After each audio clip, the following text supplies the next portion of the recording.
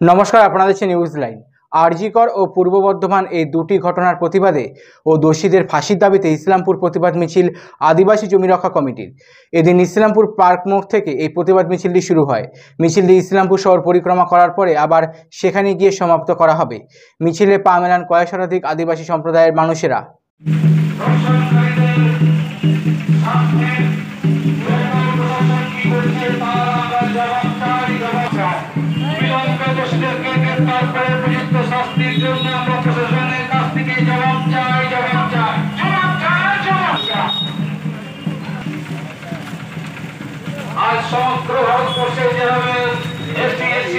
আজকে আমরা এই মিছিল এই জন্য পথে নেমেছি, প্রতিবাদ কর্মসূচি আমাদের ইসলামপুর ব্লক আদিবাসী জমি রক্ষা কমিটির পক্ষ থেকে।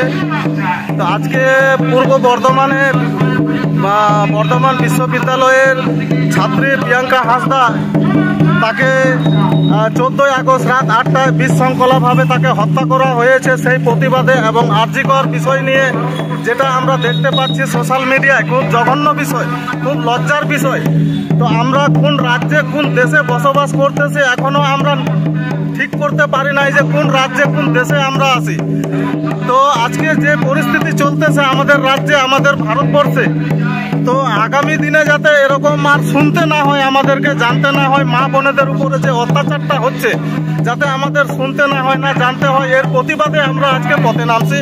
আর যারা প্রিয়াঙ্কা হাঁসদার দোষীরা এবং আরজিকরের যে ডাক্তার মহিলার যে দোষীরা, তারা যাতে ফাঁসি হয়, তাদের এই প্রতিবাদে আমরা পথে নামছি আজকে। যাবেন আপনারা? আমরা আজকে ইসলামপুর এই জীবন মোড় হয়ে 3 পুল হয়ে আমরা যাব পেট্রোল পাম্পের ওখান থেকে ন্যাশনাল হয়ে আবার রেলি হয়ে সিধুকানু মঞ্চে শেষ করব।